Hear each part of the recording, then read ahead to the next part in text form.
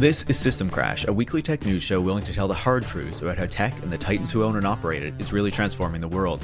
I'm Paris Marks. And I'm Brian Merchant. This system has just begun to crash, so support the show by heading over to patreon.com/systemcrashpod, where you can sign up to get monthly bonus episodes. Also, rate the show on Apple, Spotify, or wherever you listen. This week, we're continuing our Elon In Power series by diving into Tesla, the second of the two most important companies to Musk's empire, and to making Elon who he is today. In the process, we'll get a better picture of just how Elon Musk used Tesla to increase his power, myth, and influence over the last 2 decades. To do that, we have the perfect guest, Ed Niedermeyer, author of Ludicrous and the co-host of the Autonocast, who was early to understanding how Tesla wasn't simply a car company, but was driven by a series of promises designed to inflate the company's share price, regardless of whether they could ever, in fact, be realized. Ed, thanks for joining us. Yeah, thanks for having me. Great to be here. Yeah, we're thrilled to have you because, this has proved to be such a key insight among many, but the fact that Elon's sort of mythology and getting the hype about this future of self-driving cars, of full self-driving, even when he couldn't deliver it, building this company that was more futuristic and tapped into people's ideas of what tomorrow might look like, more than just selling a car company. And I've seen you on Twitter and in your writing and elsewhere, and of course in your book, talking about how this has diverged, right? You have GM, which sells some cars, and then the stock price reflects how many cars they sell. But Tesla is just such a different beast and has been for years and years, in which we see the number of cars they sell doesn't justify this mega valuation, one of the most highly valued companies in the world, thus making Musk one of the richest men in the world. And here we are today. So we're going to dig into all of this, starting with, what do you make of what's going on today? A couple weeks ago, we saw protests taking aim at Tesla, the Tesla takedown protest, which you've been involved in amplifying. And then we saw sort of President Trump sitting in the driver's seat of a Tesla. It's all computer in here. And making a pitch to this to try to correct the market. And so Tesla remains, and Elon is furious about all the protests. So, what do you make of all this? Why is Tesla so central to the Musk myth? And, what do you make as somebody who's watched Tesla for years and years and years, and now Elon Musk, the CEO of Tesla, is sitting in the White House right next to President Trump? Certainly surreal. I think every step of this whole journey has been, it's the one redeeming quality of being sort of forced to watch this for 10 years is that at least it's not boring. It's horrifying in so many ways, but at least it's interesting. At least it's entertaining. I think maybe at some point I could have imagined that someday the sitting president of the United States would be pitching Tesla on live TV, saying you have to go buy these cars for ideological reasons, was maybe the part that I wouldn't have anticipated quite so much. But in some respect, this trajectory has always been building towards this. And I think that's actually one of the really interesting challenges about the situation for Elon, is that you really have to think of Tesla as a meme coin almost as much as anything. Tesla's a lot of different things, but it's kind of what they boil down to as sort of what a meme coin, which is just sort of this metric of sentiment. It's the idea of the stock market now measuring popularity and vibes and stuff. And so part of Elon's whole thing has always been, with the Tesla stock, has always been sort of escalating the stakes, right? And one of the challenges was, when the full self-driving thing happened, that was sort of felt like this escape velocity for this dynamic that happens is really early in the company, where all of a sudden it was what more do you promise from here? Whoa, this is a way to market cars and improve the profitability of cars that no one could have ever come up with. And it's brilliant in a sense for as scams go. But where do you go from here, right? And then the answer to that was, we're going to solve real world AI, and we're going to have this race of mechanical slaves that's going to usher in a post-scarcity era of superabundance. Okay, well, again, that would not have occurred to a healthy business mind, as the next step. The problem that Elon is coming up against is that there's nowhere to go up from here. He's in the White House, the president is shilling his product. They're basically saying these are rolling symbols of, everything that America is supposed to stand for. Where you go from here, there always has to be, right? The way a confidence game like this works, there always has to be the next thing around the corner to aspire to. And because at the end of the day, if you're not delivering, you have to have a reason for people to wait. Well, what are people waiting for? One of the lessons of this whole journey is that people will wait if there's a new promise.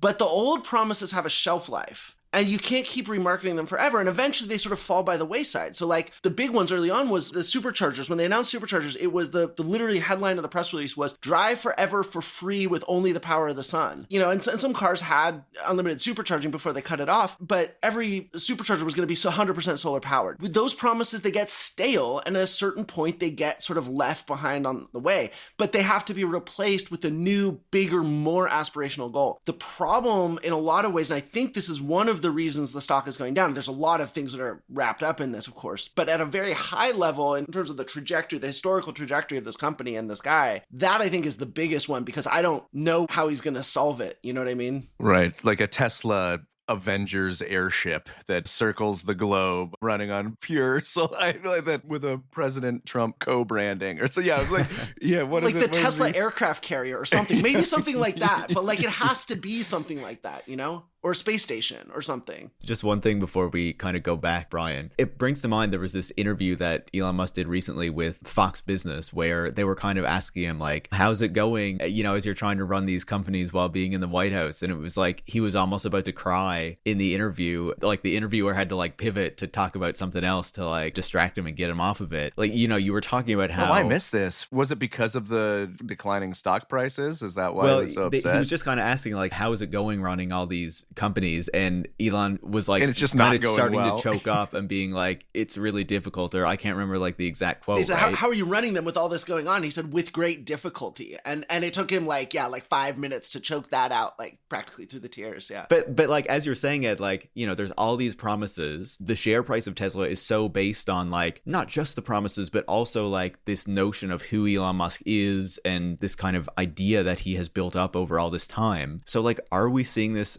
unravel with the Trump presidency? Because, you know, that's certainly what it feels like, seeing what's happening in the stock market, but also he seems to be aware of what's happening as well and doesn't know what to do about it. So I think you have to look at the timing on this. And this is another thing where the history is really helpful to know, because in the sort of fanboy lore, the image you have is that Elon is like always there at Tesla with his sleeves rolled up on the assembly line, like sleeping in the lab. Like, and the reality is that that's never been true, ever. He's always parachuted in. It used to be like, I think it was like Wednesdays were sort of his day at Tesla, fly up from Southern California. You know, he lived in Southern California, so he would like fly up, you know, on Wednesdays, and he would show up and everyone knew he would be coming, and like people would call their friends at SpaceX to like ask sort of like, okay, like what's Elon's mood like right now? And like sort of what, so there's always been this weird relationship with the people who are actually running Tesla and Elon. You know, like every Wednesday you can kind of like put on a performance for him. So, you know, he has a certain idea. Yeah, and this is, I mean, again, like that sounds absurd especially for a company that's worth the rest of the auto industry combined, but that is really the deal in so many ways. So he's always had this sort of other things going on, dive in, sort of put out whatever fires he thinks are the big ones, and then sort of bail back out. This has also over time become a real thing at the end of the quarter, where he'll just not pay attention for 2.5 months. It's always right around 2 weeks before the end of the quarter. All of a sudden, Elon is out there. Like Tesla, you know, normally will have sort of, you know, a few stories here or there, exec says this or this, but like it's at 2 weeks before the end of a quarter. All of a sudden, Elon's out there. Over the years, they used to have like customers come in and volunteer to like help deliver, to make these like end of quarter pushes to make the numbers, which, by the way, if you're not familiar with the auto industry, this is a terrible way to run a car company. Like manufacturing really needs to run at a steady state. And sales, by the way, too. I mean, all of it, right? Like the whole machine needs to be moving sort of at the same steady cadence, which is why car companies don't move fast, is because they have to sync up their sales and their production, their supply chain. All of these things have to be moving at kind of the same steady cadence. And so that's what we're seeing now. That's what's fascinating to me about this, is that here's Elon in the White House, more stuff on his plate than ever, but he's still bailing into Tesla 2 weeks before the end of the quarter. The only difference is that now his way of fixing it is like get the president on TV. And what's fascinating about this, and I called it like the home gas leak shopping channel, like, because that's what it felt like. It felt like a sort of like QVC, like they just needed the like 1-800 number flashing at the bottom of the screen to like order your Tesla now. I'm surprised it wasn't written on Donald Trump's bit of notes that he had to read. The thing about this is, just like the big lie at the bottom of a lot of Elon's stuff, is that really accomplishing anything big or meaningful requires a long-term sustained effort. And marketing is the same way. Marketing, I think, is one of those things that people don't think of in those terms, because, oh, if you're the right person with the right pitch at the right moment and you're a genius, you can turn perception around. There are cases where that happens, but it's very rare, and there's usually a lot of things that you don't control that feed into that moment even being possible. But for the most part, doing a big shift, like going from buy Tesla from the environment to buy Tesla because it's a tech thing. That was a shift that happened very subtly and quietly over a long period of time. Now they're trying to shift from that gear into buy Tesla because it's a red baseball hat on wheels with no clutch 2 weeks before the end of the quarter. There's no follow-up. Trump's reading off a piece of paper. So in some ways, this is like totally brand new, totally unprecedented, but it's also just what's been happening at Tesla for years now, just on this weird White House politically inflected steroids. What a moment to see it all crystallized like we did when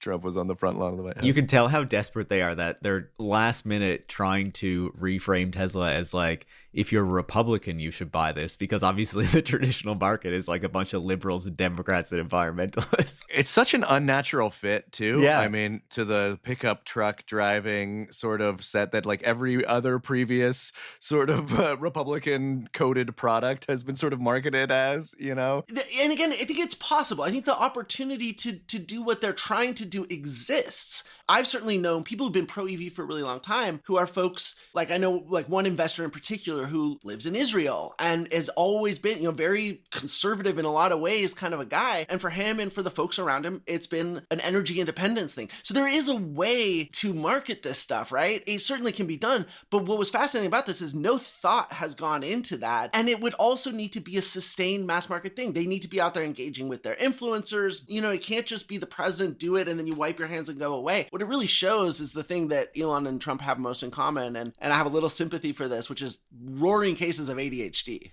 So let's go back to the beginning. You said we've seen this like cycle now sort of play itself out to the logical conclusion, beginning with like a promise and then replacing it, with a shinier promise or a promise that's in a slightly different direction. And Tesla has gone from being like the first fancy tech forward electric car to, as you've said, the self-driving. There's been solar panels on the roof and a full solar panel to battery system that you could buy, on and on and on. So where does this start? Where does Musk get interested in Tesla? Because contrary to still somehow popular belief, he doesn't found Tesla. He finds a company that's already called Tesla that's already working on this stuff. How does that story begin? Yeah, so it's funny. I've been, the book project I'm working on right now, I've been kind of looking back at the history again. And I think it's one of those things I love history. I mean, history is kind of my personal passion. One of the things that's fascinating about this story is that there's so much happening in real time that you have to constantly go back and kind of revisit the history. And that each time you do, no matter how familiar you are and how steeped you are in all of this, you kind of learn new things and see it through new eyes each time you go back and look. So what I've really been seeing with both Tesla and SpaceX, Elon had two companies before then, right? Zip2 and X, which then sort of was merged into, became PayPal. Neither of those companies were VC funded. Like who Elon is now is fundamentally the VC whisperer, right? Like he's taken VC fundraising tactics and brought them to the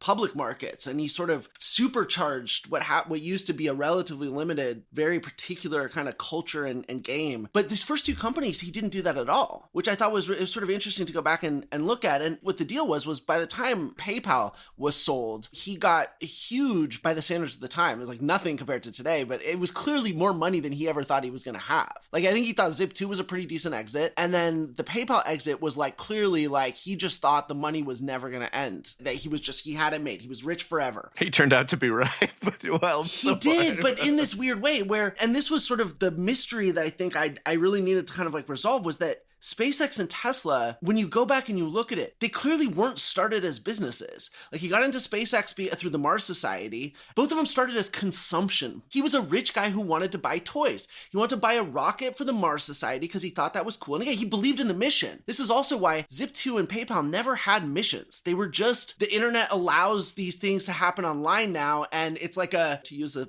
South African appropriate, right? It was like, oh, well, there's this empty land here. Like, I'll just go in and just sort of, it's mine now. Like those companies didn't need more justification than just pure sort of colonizer, sort of freshly burned prairie, right? Someone's got to do something. And the reason that Tesla and SpaceX are so different is because they both started as hobbies. And as not more than hobbies, consumer things, him buying things. So buying a rocket for the Mars Society and buying an electric car for himself from this company called AC Propulsion. And what happened was both he and this guy, Martin Eberhart, wanted to buy this same car. It was a teaser. It was like a sports car prototype, like really like on track only, like no seatbelt or like barely a seatbelt, kind of metal cage, very like kind of thing that you trailer to a racetrack kind of a thing. Right. Early Very days. early. Yeah. And AC Propulsion was this sort of, you know, it was these former GM EV1 guys who had this little garage in LA. Very kind of cool, like early days of like custom one-off electrification jobs. And Martin Eberhard had basically said they had this, it was called the T0, which was sort of the prototype for the Roadster, essentially. Again, very different in terms of the vehicle that the drivetrain went into. I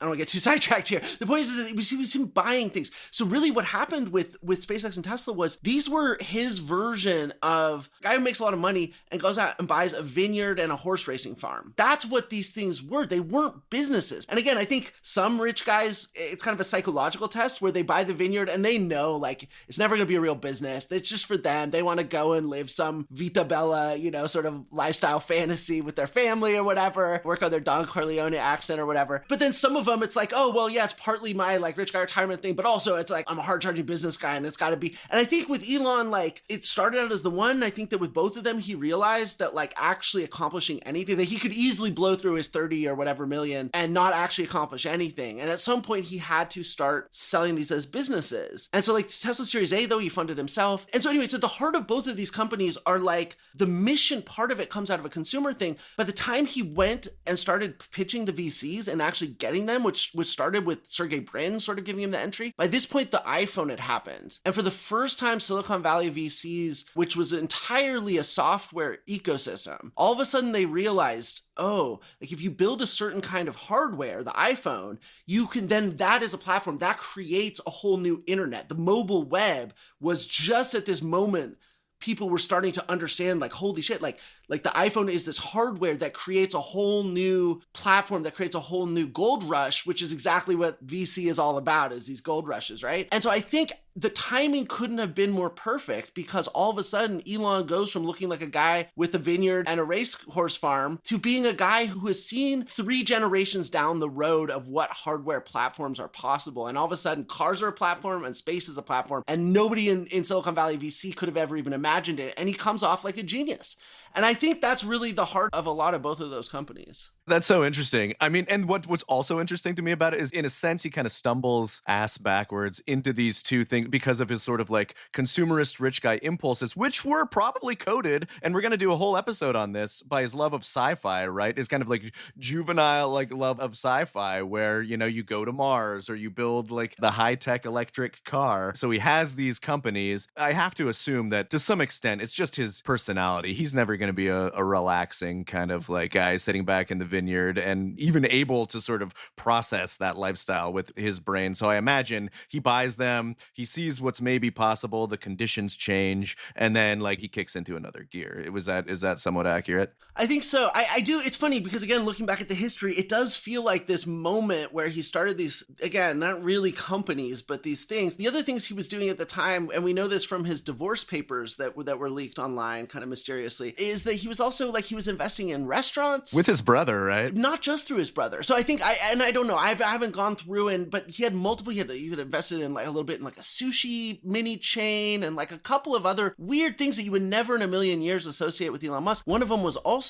he was an investor in a nightclub at Hollywood and Vine. I think it was called Deep. And it was famous for its like eroticized environment. And like, it had like weird little back rooms and these like, it had go-go dancers in lingerie. And it was like the sexiest club in Hollywood and stuff. And like the whole thing, it's so different than the image he puts on. And part of me revisiting and like, I think with the benefit of history and seeing frankly how miserable he is now, it does feel like there was this moment where this guy almost could have been happy. Like he could have almost, like if he just hadn't, like it's like his ambition, everyone is like, oh, he has these ambitions that are bigger than everyone else, and this is what fuels him forward. And yeah, like it's sort of true, but as you said, he also stumbles into a lot of that by accident.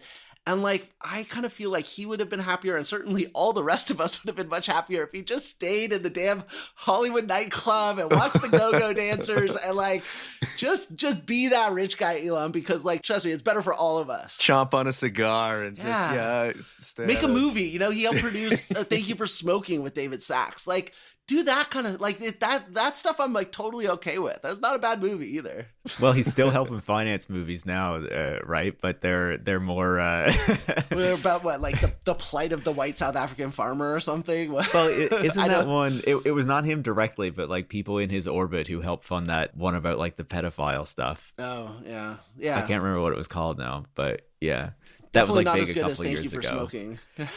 No. So Elon, now he has these companies, and Tesla is one of them. I want to also talk a second about how you mentioned, so there's two guys, him and Martin Eberhard, who was originally sort of pursuing a very similar goal and is involved in the early days of Tesla. Can you talk a little bit about how Tesla gets started? And then there's a somewhat sort of famous power struggle there that doesn't end well. And I think that has some telling ramifications for what's happening today. So Martin Eberhard and Mark Tarpenning were these two guys who had, and I've forgotten the name of their company. They'd started an e-reader company, and it wasn't the one that became a Kindle, but it was like right around that same time, and they'd sold it, and they had a little bit of, or like a little bit of money by Silicon Valley standards. It wasn't the kind of money we're talking about now, but it was, a decent amount of money. They'd already, had quite a bit of success. Critically, their e-reader business, I think it was sort of one of the first times they'd really kind of done their own sort of hardware before. And one of the things that they discovered in the process of developing that was that lithium-ion battery technology was maturing and was basically at a point where it was going to be in everything. And they realized like, whoa, like this could be in cars. So Martin Eberhard is a car guy. Like a lot of people in Silicon Valley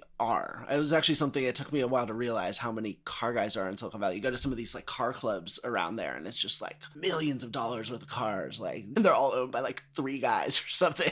Also, there was sort of this early sort of EV movement that was very small. It was sort of after the EV1, and it was, little cars from China and little commuter vehicles and hippie, anti-consumerist sort of types. The Prius was a big one. So Eberhard wanted to buy an electric sport. He wanted to spend some of his money from this exit on a cool sports car, but he didn't want to support oil. Like he wanted something else and it wasn't there. And the Prius was sort of becoming a big thing. So he went to this company, AC Propulsion, and they were selling very small numbers of this T0 vehicle, very just like open, minimalist strip, kind of race car really. But they were selling it with lead acid batteries. And he said, make that car for me with lithium ion batteries. And they were like, okay. And they did, and it was a game changer. And it was essentially, that was the car that then he would take out and start to pitch people, including Elon, on we should do this company together. So Elon had separately gone to AC Propulsion and asked, he was interested in buying the car, but then he also wanted to sort of commercialize it. And they were like, they didn't want to do it. They wanted to do this thing, which take a little like Scion XB and make it an electric car, which is, I think is really cool, but was at the time, like obviously not something that rich guys were going to put their money into. And so they said, AC Propulsion basically said, you guys, Martin and Elon, you guys get together. You guys both want the same thing. Elon has money. Eberhard's an engineer, like figure it out. What could go wrong? Right. Yeah, so that's how it started. And then Mark Tarpenning, right, who was Eberhard's partner at the e-reader company, he's really important because Eberhard's job was speccing the Roadster, right? So sort of like, okay, we're going to take the Lotus Elise and we'll take this drivetrain and we'll put them together and we'll, the technical stuff. Tarpenning was building the business case, and he was the one who realized walking around Silicon Valley, Palo Alto, that in the driveway you would see a Porsche and a Prius next to each other. And there was sort of this moment of like, wait a second, like what's going on here? What is the rest of the auto industry missing? And I think to this day, the number one breakthrough that Tesla really accomplished, the technology stuff, I tend to see as kind of being inevitable. It was going to happen one way or another. And again, like people are very desperate to believe that like you create the right technology and these magical forces get unleashed and history drives it on to success. And that's not the way things work. What happened here, really, the key of what Tesla did was recognizing that tech guys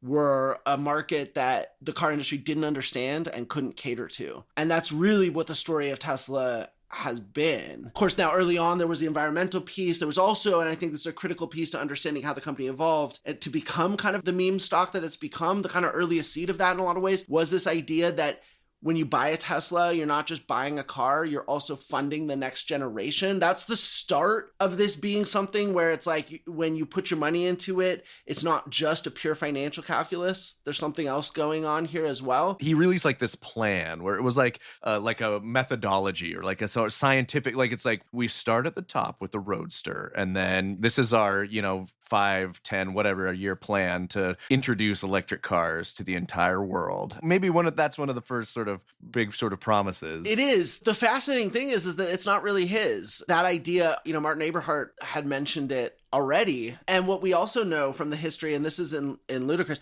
this happened right after Tesla came out of stealth mode. And the New York Times had wrote 2 separate pieces about him. And Martin Eberhart was the guy, and Elon was not mentioned in one, and he was just sort of the money guy in another. Also around this time, Martin Eberhart was in a BlackBerry ad. Him, standing, with his arms crossed in front of the Roadster, with like visionary, engineer, leader, futurist or whatever, like these words. It was Elon Musk's brand, the brand that became Elon Musk's, but it was Martin Eberhart's at that moment. And clearly, and we have leaked emails from Elon to the PR people being like, this is absurd. Like, I've never been so disrespected. And so clearly that top secret master plan was, okay, Elon, you get to be the face of the company. Like he funded the whole Series A. He basically opened, it started with Sergey Brin. It took Sergey Brin on a test drive, got him to not only put money down for a car, but to actually invest. Very small amount. I can't remember how much Sergey put in. It was like $50,000 or something. Very small amount. But that then led to Jurvetson, led to all of these other big names. And this was the start of Elon as a VC guy. They needed him, and they knew what Elon needed was the adulation, right? He needed to be the face of it, and he needed that. And so they let him have it. And people have said afterwards, before this point, Eberhart and Elon had disagreed about sort of engineering decisions and stuff, and they'd been able to sort of work through it all. This was the first time they really fought, and it was over who is the face of this company and who gets the credit for the vision. Who was the CEO at that point? Martin Eberhart was, which is why he was getting the credit, which is why he was in the BlackBerry ad. Elon was the chairman, and it was because he, again, it started with him raising the Series A completely, basically himself, and then starting, I think, with the Series B, and then the C, sort of bringing in the VC from Silicon Valley. But then that switches. When does Elon become CEO? I need the numbers right in front of me to give you an exact date, but basically it was once the Silicon Valley VCs start buying in. I mean, already after the Series A, Elon, again, it was like 70 out of the 71 million or something came from Elon. He basically bought the entire series. He bought the company basically in the Series A. So the control was already over. And how is he managing the company, like, at this point? So he must have recognized at first, to some extent, right, that he's not an engineer. He's not an experienced automotive engineer or car guy, or doesn't understand the car business. So Martin Eberhart took the lead initially. How does he work with Eberhart in the beginning? And then, like, how does that change? Does that change just because of the adulation piece that he needs to be number one? Yeah, no, I mean,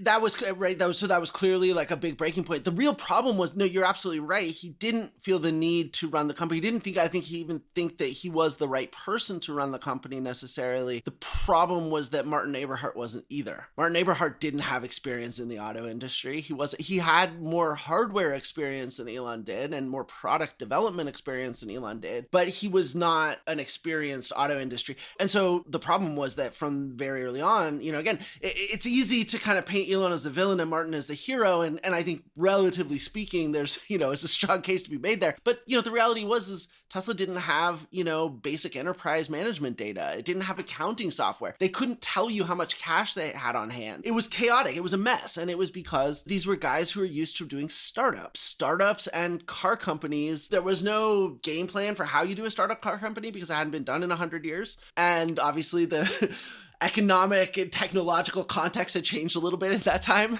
These guys just didn't have the experience to do it. And they hired people in right away. And again, it's easy to say Elon was the guy who was just bringing in that kind of toxic element. I don't think that's entirely true. I think they brought in auto industry guys. The auto industry guys said, look, guys, there's a way to do this. And they were like, but we just can't. We've only raised, $70 million.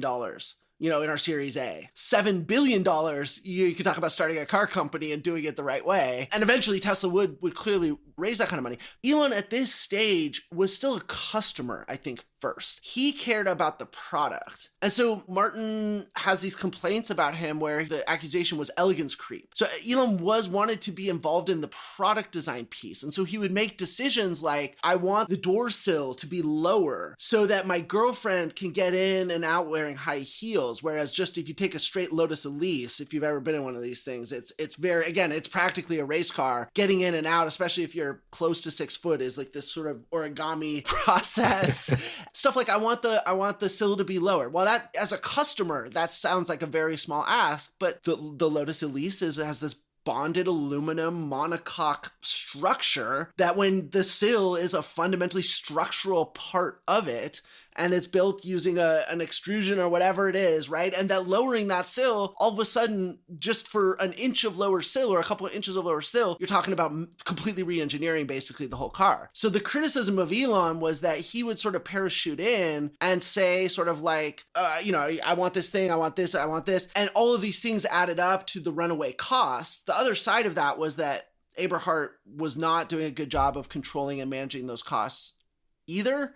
And so there was sort of dysfunction on both sides. And I would say historically, I kind of actually almost sided with Elon on some of that stuff with the Roadster, because clearly, like, it was the original sin. It's what got them into this, or one of the things that got them into this fundraising treadmill that has eventually over time created this dynamic that built on itself that eventually led to self-driving and basically fraud sort of overwhelming anything good about the company. The flip side of that, if they just sort of taken a Lotus Elise and slapped the drivetrain into it, it wouldn't have established the brand in any kind of meaningful way. It wouldn't have had the positive effects that Tesla has had in terms of popularizing EVs by making them sexy. So there's some complexity and nuance. Right. It had to look distinctive. It had to look like it had to look like a Tesla. You had to be able to point and say, like, that's a Tesla Roadster. And, credit where it's due. I remember seeing once in a while one of those things, like driving down the highway and you go like, whoa, okay, there's the Tesla Roadster. And so they're good looking cars. It's okay to lose a little bit of money if you're building a brand, and if they started there and if the vision had always been, we're just going to be Silicon Valley Porsche or something, and they'd really been laser focused on that and executed on that, the whole story could be very different. I guess the problem then is they are making these decisions. You're having this elegance creep. You're having the Elon Musk as the customer driving a lot of product design. You were saying it works when you're designing this Roadster, you're charging a lot of money for it. The type of people who are buying it are people who Elon Musk can go to and say, oh, hey, by the way, I'm charging you more for this car now than what I had originally told you because the costs have gone up because of poor management decisions, because of product design decisions, all these things that you're talking about. But then when you start to try to say, okay, we're not just building a Roadster, we're building a Model S and, these other models that are aimed at a wider market and a lower price point, and Elon Musk is still doing these things, then you start to run into real issues, which I think gets into your bigger point about how Tesla has to become not just a car company, but something more in order to justify this, right? So can you walk us through that? What happens there? Fundamentally, there's the leadership struggle, right? And Eberhard and Tarpening, and by the way, a lot of the people that they had brought in. One guy, Bernie said, people don't know about this. He went on to start Atieva. He went and spent years developing a whole new EV drivetrain that became this company called Atieva, which then eventually became another company called Lucid. And so Lucid has to this day one of probably the most sophisticated drivetrain technology in the EV space, or one of them. And that comes from a guy who was part of that original Eberhard and Tarpening sort of original crew. That said, when Elon came in and started building this hype bubble, he was able to bring in a lot of younger, newer talent as well, which has clearly been one of the key things.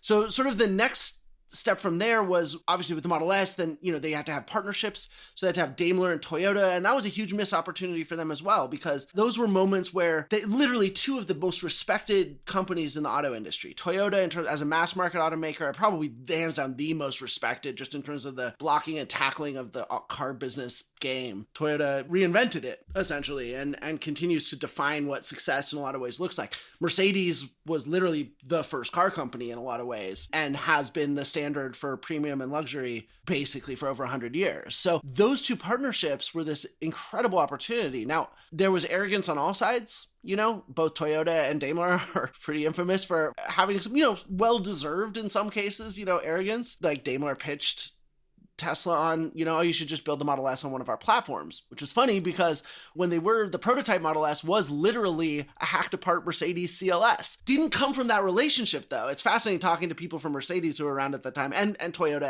and Tesla. It's we hear about how these relationships didn't work when they had all the pieces. It was like, Toyota was like, we want to learn how startups, are so dynamic and innovative. And Tesla was saying publicly like, hey, like these are respected car companies, these legitimate us, and like we can learn from you as well. Like people were saying the right things, but behind the scenes, it was dysfunctional basically from the very jump. Tesla was obsessed with Mercedes. They were obsessed, Mercedes had a an autopilot system, what we now call level 2 driver assistance system in 2013. Of course, it was called like Distronic Plus with lane keeping or something, which lacks the elegant, if misleading, simplicity of autopilot. I know exactly what that means. Right.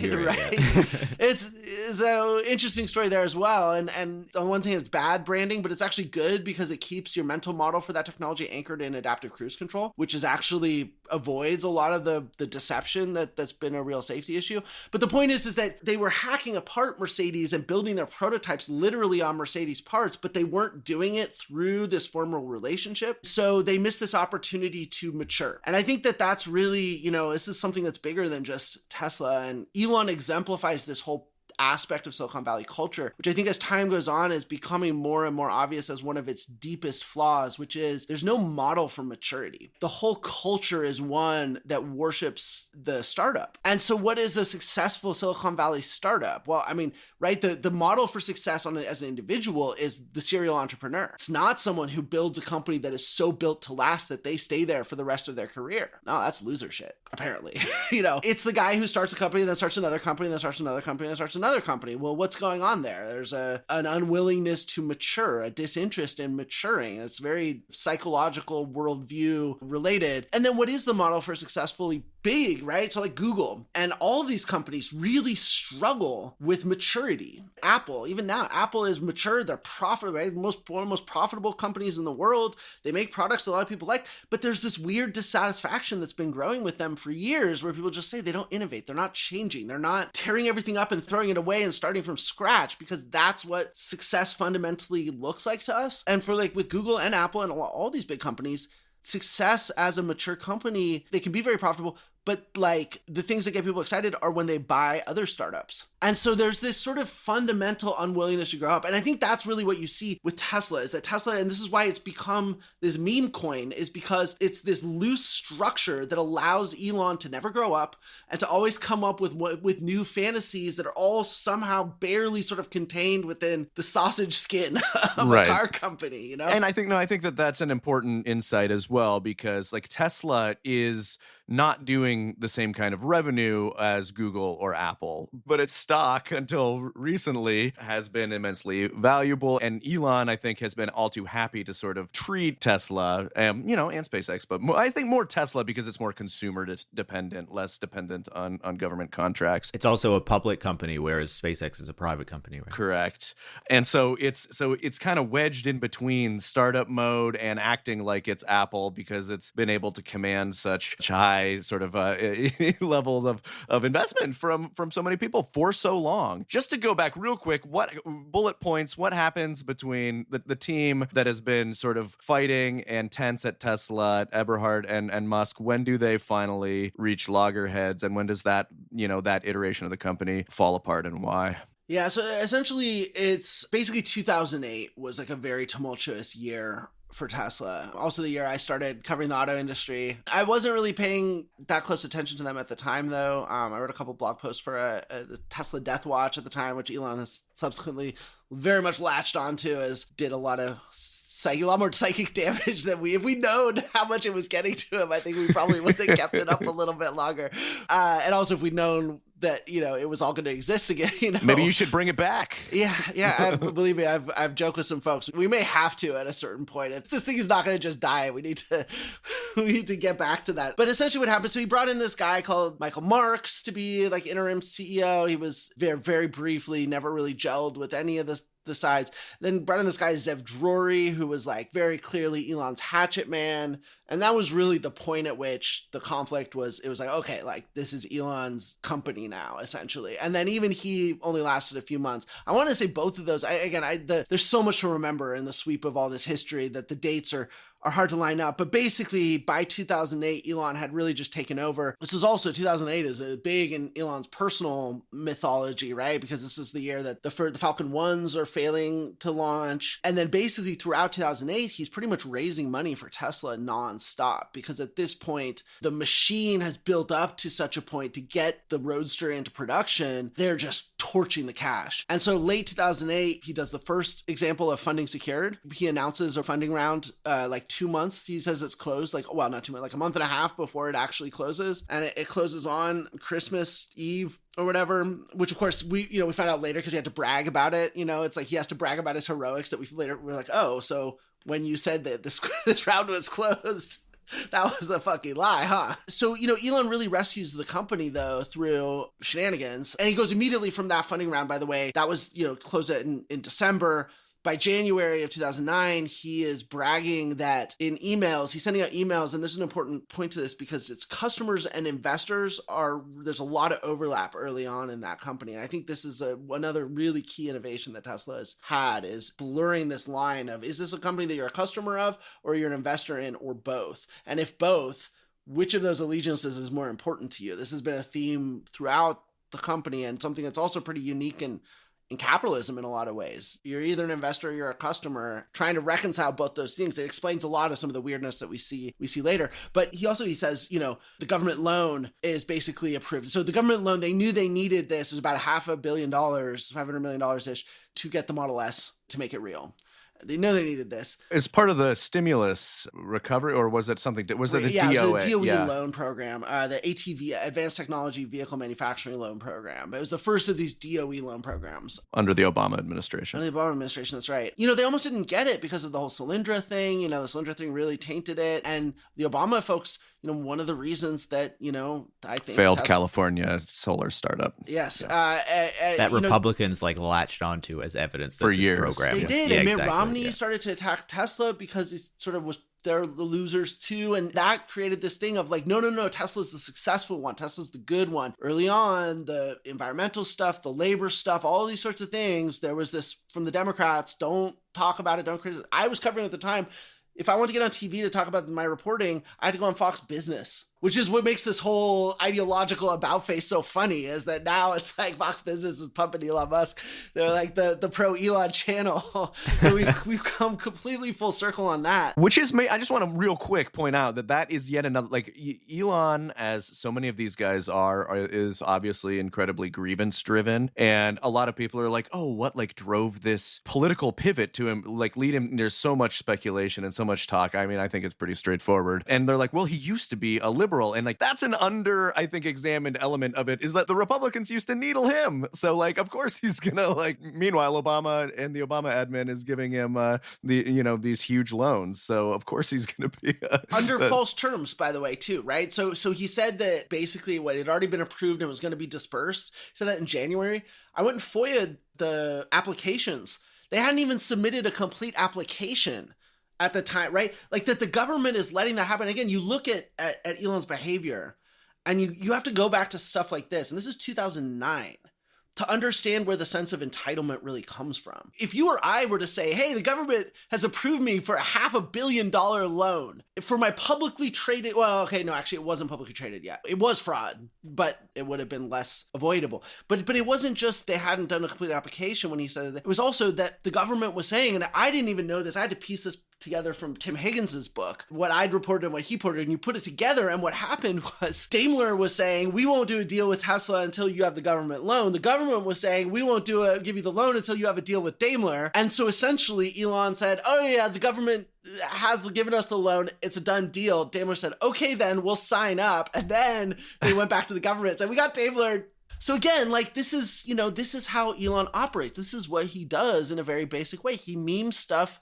into reality. And he's been doing it for 15 years, yeah. Yeah, I wanted to pick up on something you were saying earlier, around how Tesla really framed this as they were paying attention to the fact that the auto industry wasn't recognizing that there was this customer base in Silicon Valley, and they could kind of be like the forward-thinking electric car company. They had the new battery technology, they were innovating. This was the vision of what Tesla was, how it was presenting itself to the world. And now, I feel like when we fast forward and we look at what Tesla is today, it really influenced the way that the rest of the auto industry, or at least the Western auto industry, thought that electric cars should be pursued, right? This expensive vehicle with this big battery, relying on lithium-ion battery technology and all this sort of stuff. And it feels like increasingly we're seeing that was really a bad bet on a bigger scale, that Tesla isn't really innovating any longer on the technology front, it doesn't appear. Whereas, a lot of those innovations and what it really seems to be driving mass market adoption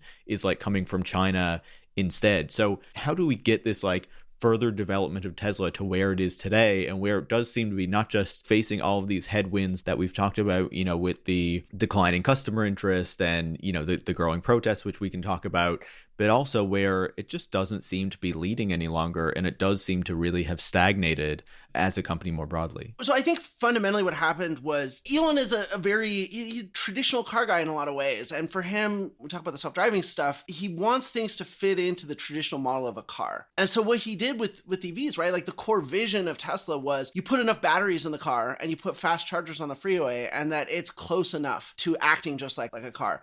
The ideological aspect of the whole Tesla story and the whole Tesla narrative was always that this starts with stuff for rich people and then it just gets cheaper. It'll just be like TVs. It'll be like anything else, right? That just scale and technological progress will just wipe away all of the things that are not ideal about the technology right now. And I think that what we've seen is that hasn't been the case, right? And by the way, this is what he sold the Obama administration on, was the idea, you put $7,500 on the hood of each one of these cars and we'll take care of the rest, right? And clearly we've run that experiment. That has not happened. And the issue is that it's because Tesla refuses to make a car with a battery below a certain size. And it's because below that certain size, it becomes unavoidable confronting the reality that this is not just like a car. The reality is too, is if you're really stretching the limits of those batteries on a daily basis or semi-daily basis, it's still not the same. And I think to some extent, one of the things that people don't want to admit is that battery technology will never be as good as gas at the things that gas is good at. The energy density and the refuel time of gasoline, it just is what it is. Cars are the way they are because of those features, right? But there are trade-offs to these things, right? And the reality is that in everyday life, most of us could get by with a much smaller battery car because EVs will do something that gas cars never will, which is refuel themselves in their driveway while you're sleeping so that you have a full tank every night. And so if most Americans drive 40 miles a day, 150-mile battery is taking 90% of all of our use cases, no problem. The nice thing about that smaller battery vision is that what sucks about it is that you have to explain this is not like cars before. This is something new. This is something different. Cars are a very traditional market, very slow to change. It will take, we were talking about marketing being a long sustained process of changing people's minds. No one wants to do that work. And you can't fund a company. You can't go to investors and say, if we make this product, it will magically change the market for us.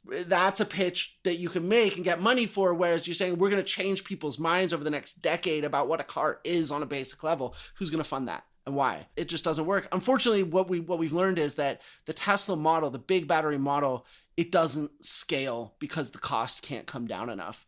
And I think that's where we are. We have companies who have lost money on $60,000 cars that are now reselling for $20-some thousand. Like, it's a busted market. And unfortunately, I don't know that we have anyone serious enough. I think it has to happen from a policy level. And we don't have anyone in government who's saying, okay, from a policy perspective, we have to stop assuming that big battery EVs are just going to come down in cost inexorably, because the realities of scaling that up are much more complicated than they are for gas cars. Just extracting and processing minerals is just different than turning metal into motors. It sucks. It's going to be a long time before we sort of get back to a healthy EV market. But I think you're right. It's on the one hand, Tesla has created the modern EV market, but it's also created the flaws. It's embedded the modern EV market with flaws that have now stopped it from growing more than what we have right now. And it's left it wanting, right? Like, it's long made this promise that, like, the costs are going to come down, like that these batteries are going to be cheaper, and that one day, just, keep buying. Eventually, they will be here for everybody. And now maybe that is part of the broader problem, where then they have to turn to something else and say, like, oh, well, the price might not come down, but you can click a button and your car will drive itself, and then we'll sell it as driving itself, right? That's exactly right. And so your car maybe is going to be expensive, but because it's self-driving, it'll pay for itself. Like, it'll earn more as a robotaxi than your monthly payment, which is just absurd bullshit. But it's a way that it keeps the grift going. Right. It keeps the workaround. So when does this, what you keep referring to as the fraud or the grift, when does this take off? Probably 10 years ago around or so? So in 2012, Tesla was on the brink of bankruptcy again. Over the course of 2012, Google was developing a system that they called Autopilot, which was the name. It was different because it had capital A, capital P instead of just capital A, but it was functionally a level 2 driver assistance system like Autopilot we know today, but it used LiDAR and so it was more sophisticated than Tesla's in some ways. They decided over the course of 2012, it was fine when they had their engineers using it because the engineers knew the system and they knew its strengths and weaknesses and they were on top of it. When they did internal testing on non-technical staff outside of the self-driving car development program, they had video cameras in the car and their boss, your employer is telling you, you have to pay attention. This is experimental technology. It's not self-driving. You have to be on top of it. And people weren't. Like the video showed them pulling out their laptops, eating food, putting on makeup, making out, like everything that you're not supposed to be doing. Watching movies, famously. And Google, God bless them, in their don't be evil era said, we're not going to bring this to market. It's too complicated of a behavioral psychology problem. We're just going to stick with the technology and just create a fully self-driving car that doesn't need any human in the loop. They made that decision basically at the end of 2012. Within weeks or a month or two of that at the most, Elon has a deal because Tesla is about to run out of money. He has sort of two plans. One is that they're going to try and engineer a profit. The Model S has just come out, but it's selling poorly, but they're going to have the red paint now, and they're going to try and push all these deliveries, and they're going to try and turn a profit and borrow money and pay off their government loan and then start pumping the stock. That's plan A. And plan B is we're going to sell to Google. And Google had a really, really generous handshake deal on the table with them, but they basically pulled off plan A. They rescued Model S sales in the last month of the quarter. And again, we know this from FOIA documents. Otherwise, we never would know. But they had to report as a condition of this loan month by month. And so we know it all happened in the last month of the quarter.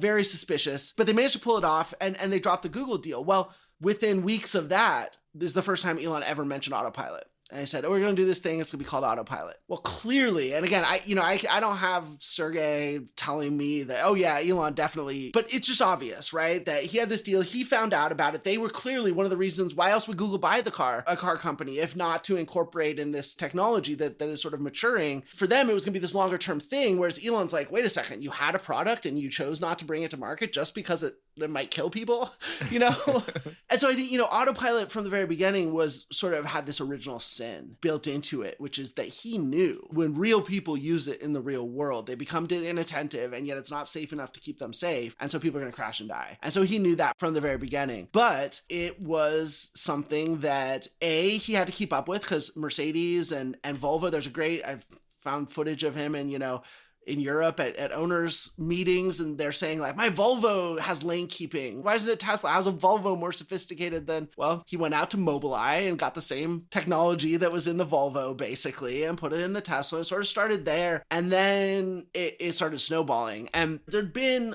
all of these things over time, whether it was the pre-announcing the funding round, pre-announcing the government loan, the superchargers, over-promising and under-delivering. There were all these things. So it was already sort of happening. 2016 with full self-driving, they really did it in a lot of ways to get out of business with Mobileye. Mobileye is a brilliant technology company. No one likes doing business with them. They're just a very difficult company to do business with them.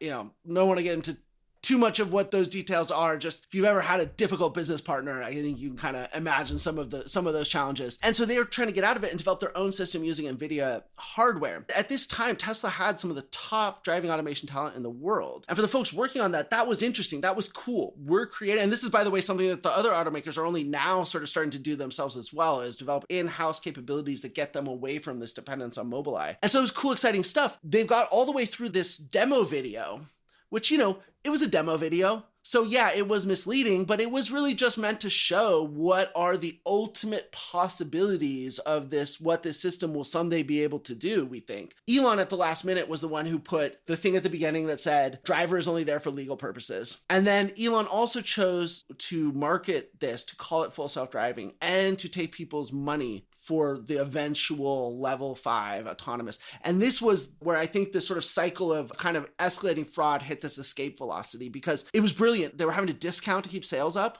They hadn't had a new product. The Model 3 was still a couple years out. And what it did is it got people who already own Teslas to buy another one. That's a hard trick to pull off. Plus, not just buy another one with $10,000 of pure profit on top. I mean, this is a trick that if anybody else in the car industry thought they could get away with it, like they would be doing this left, right, and center. It's like the biggest cheat code the auto industry has ever seen. Resell every single customer with 10,000 pure profit on top. Bonkers stuff. But that was also the point at which it was like, okay, now there's nothing more to deliver as a car company. That is the final step, is that your car is going to not just drive you anywhere you want to go, but when you're not using it, it's going to be out earning more money than you paid for it. Well, that's when he promises the robo-taxi, right? Yeah, just to be, for those unfamiliar, this is one of those forever, like, gestating fantastical promises where you can use your car as a robo-taxi, a fleet of robo-taxis. And he starts promising that they're going to be here any day now, right? Yeah, and so other companies are doing robo-taxi, right? So like Waymo, the Google, they said we're not doing the autopilot, which would have gone into privately owned cars.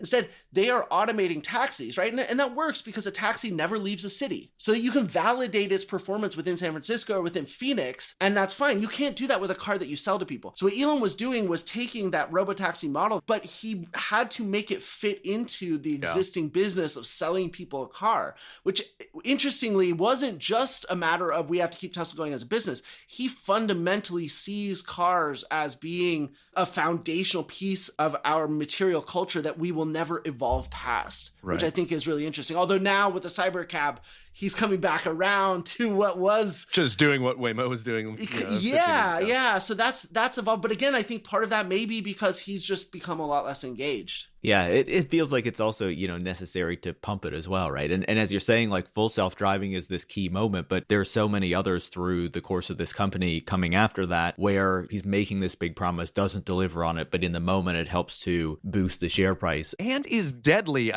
we should add. We have to add that these promises have real-world ramifications. And, many people have died. Tens of people have died being sort of seduced by this full self-driving. And look, people argue it's a marketing term. Well, they should, people should know. But it is sold this way from the CEO. That's such a powerful, this future man, this visionary, this guy who's built the modern electric car industry and is now automating them, telling you that this is full self-driving. That's the force of the power of the vision. I think it's completely fair to say that people have died as a result of that. Oh, there's no question about it. And I mean, we know the specific design decisions around it, right? So we know from 3 NTSB investigations of fatal crashes, there were specific decisions around the lack of driver monitoring and the lack of controls around where you can activate the system and where you can't. Tesla allows you to activate it even in places where they know it wasn't designed to work, where it's going to see, and this is what Mobileye sort of said at the time. Again, there was more going on to that relationship than just this, but what they were sort of saying was the chip that is making this all work fundamentally cannot handle cross traffic, which is why it has to work in only in sort of a dedicated freeway, right? Where there's never going to be cross traffic. Tesla refused to put those controls in place. They could have done it. There were ways to other Super Cruise, Cadillac Super Cruise has solved both of these problems, but it's less popular and people don't confuse it for self-driving. And it's because the ability to activate the system anywhere is one of the things that fundamentally gets people to believe that this technology is somehow more advanced. It's not more advanced. It's just that they don't listen to their lawyers and they're willing to endanger you. And people have absolutely died. Elon Musk's wealth is literally built on corpses. Like that, it sounds is one of those things that sounds hyperbolic. Sue me, Elon. Come at me, bro. These are just facts, and there's a reason he doesn't address this critique because he's got nothing to stand on. And by the way, to the extent that they have, by claiming that there's a safety advantage to autopilot, they did not start making that claim until after people died. In fact, the first time I ever found him making that claim, it was after Josh Brown died, but before the public even knew that he died. He was the man in Florida? Yeah, this is the first American to die. There was a Chinese man had died before, but yeah, this was Josh Brown was, I want to say April of 2016. And there was this about a month and a half between when he died and when the public found out. And Elon Musk started making this safety claim to the transport minister of Norway. No one really got it at the time. It was like, but you look at the timing and it was right then. And they stopped calling it a convenience feature and started calling it a safety feature. And they've been making the statistical claim ever since. And it's all bullshit because it doesn't control for the very basics of what we know about automotive safety statistics. The number one factor in that is what road is it being used on. If you're not controlling your statistics for what road it's being used on, you don't know if it's the road that's safe or if it's the system that's safe. And so they've been pushing this misleading statistic forever. There have been efforts to sort of come up with a better statistic than that, and it's hard because you have to use the data that's publicly available. Tesla is the only company that has all that data, and they choose to push a misleading safety statistic. Again, it's not just fraud, it's fraud that in order to advance the fraud, you have to put out information that makes people use the system less safely and are more likely than to die. So that relationship between pushing the narrative that this thing is self-driving and people dying, it's a one-to-one direct relationship.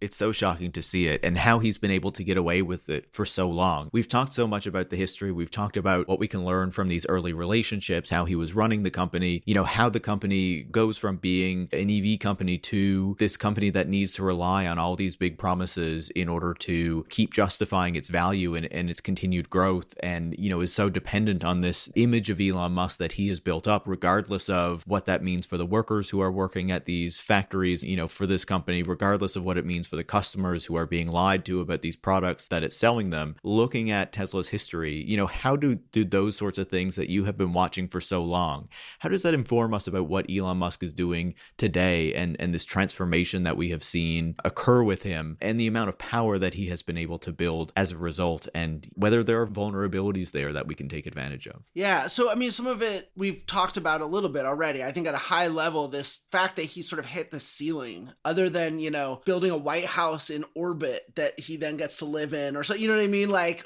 a Gundam suit or something. Like, I don't know where else it goes from here. And I think if you look at the history and you look at how confidence games work abstractly, you have to be able to kind of keep enticing people, right? When people feel betrayed, even in a moment, you have to give them some reason to stick with you and to keep going again and to double down again and keep. Which, not to interrupt, but but actually, yes, to interrupt, sorry. But just I think one way you can look at his Doge excursion is yet another evolution. Like, maybe nobody's going to buy that floating airship because it's ridiculous, or the Gundam suit or whatever, because there are limits to what, investors will believe, what the public will believe. But if you are like, I am going to ally directly with the president for this new, like, AI first techno-fascist state, then you can still believe in me because I hold the levers of power. So maybe that was, maybe without thinking or being able to articulate that to himself, maybe that is just logically where we end up. Ed, I feel like we kind of saw that initially represented in the share price of Tesla, where it jumped after the election, and more recently it feels like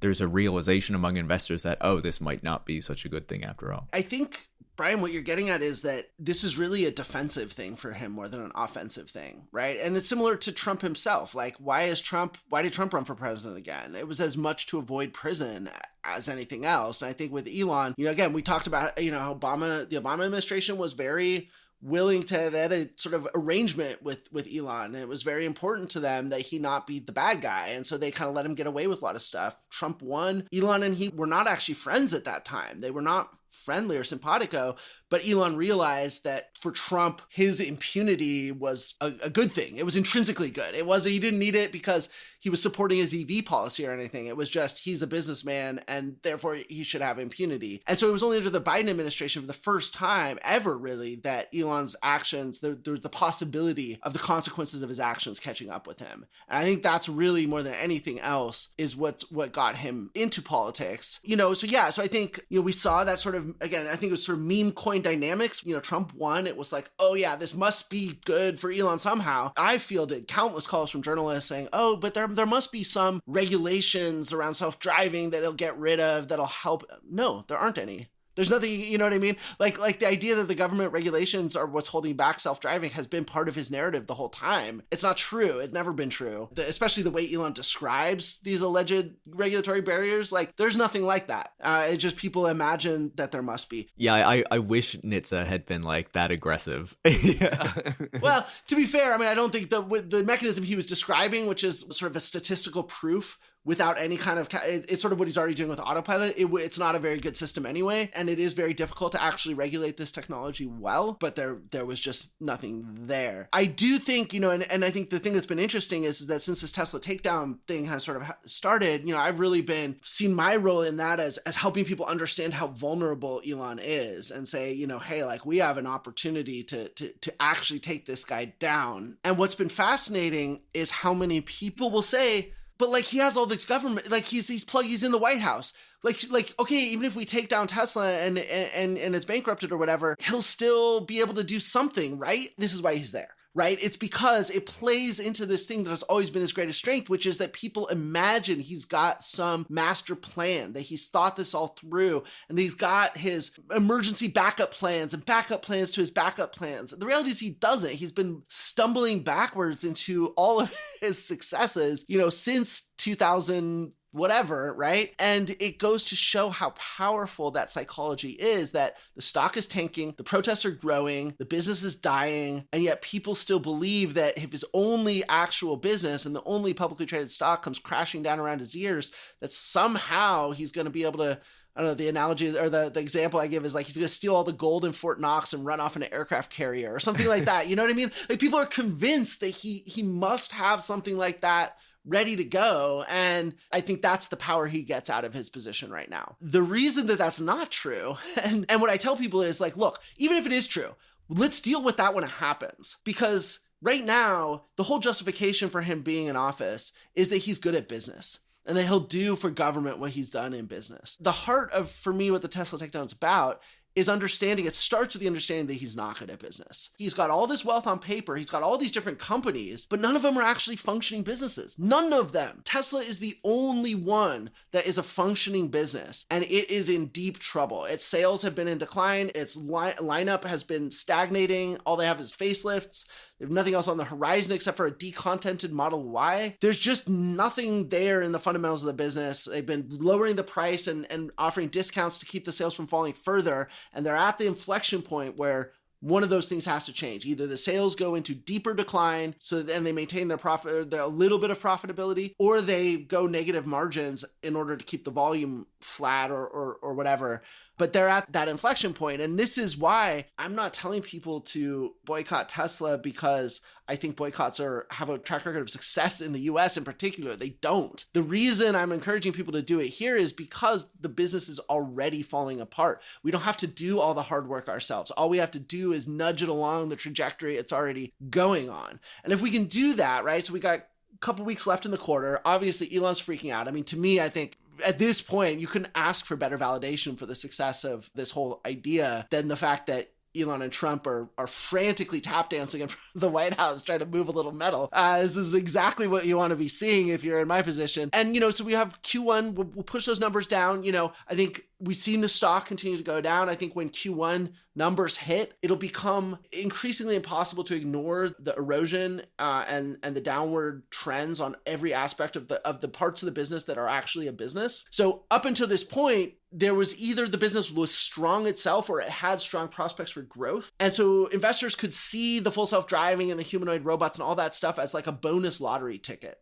It's like the fundamentals of the business are okay enough. We get this additional upside that maybe they hit that winning number and this thing becomes worth trillions of dollars or whatever. As the core of the actual business, which again is 90+% of revenue, as that goes down, people have to stop saying this is a free lottery ticket and start saying, wait, no, this is what the entire company's value is actually built on, is these full self-driving, which is 8 years of promises now. And then this humanoid robot thing, which is just even more implausible. I didn't know it was possible to come up with a more implausible technological promise than every car's going to drive itself. But boy, he found a way. And so that's all coming down. So the goal with the Tesla takedown is that because Tesla's the only actual business, right, that's ever been profitable, and it's the only one that's publicly traded, and therefore it's liquid, this is the only source that Elon has of cash. And so if we just drive this down, now he's trapped there too, because if he sells his stock, he loses control, which is really, really important. And he also signals it's a confidence game. And he signals a loss of confidence, and so other people are going to sell too. So he's trapped there. And then we also have the triggers because he's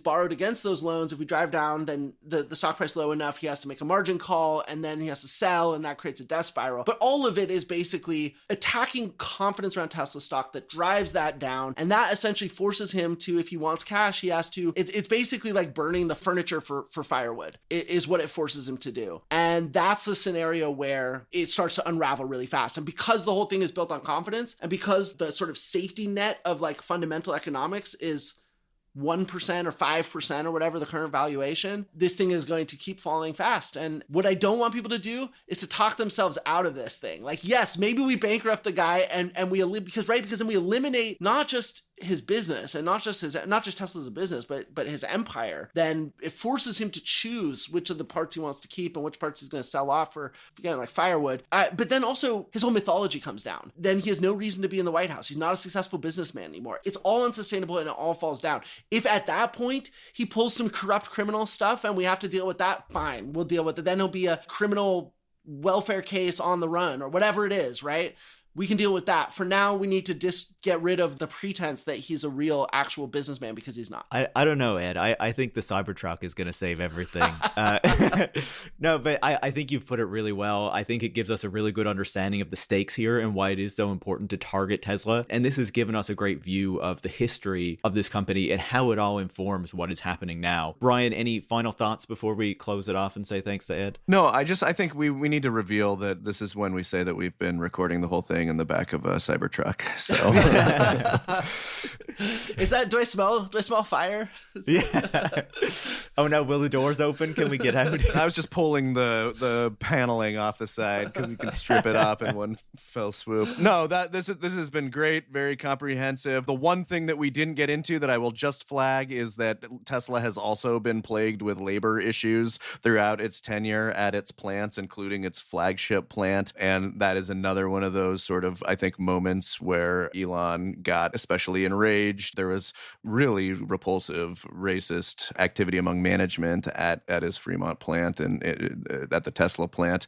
A lot of lawsuits, a lot of bad stuff. And I think that was also some foreshadowing for some of his, the way that he approaches labor and the way that he approaches politics and what sort of people he thinks politics should preference. So just wanted to note that too. That's wound into the old DNA. But yeah, no, I couldn't have asked for a better chat to go through the ups and downs and mostly downs of Tesla and where we wound up today. So thanks, Ed. Yeah, no, this was a lot of fun. Thanks, Ed. System Crash is hosted by Paris Marks and Brian Merchant. Production is by Eric Wickham. Our theme music is Dystopia by our good friends in Yacht. Support the show on patreon.com/systemcrashpod to get a monthly bonus episode.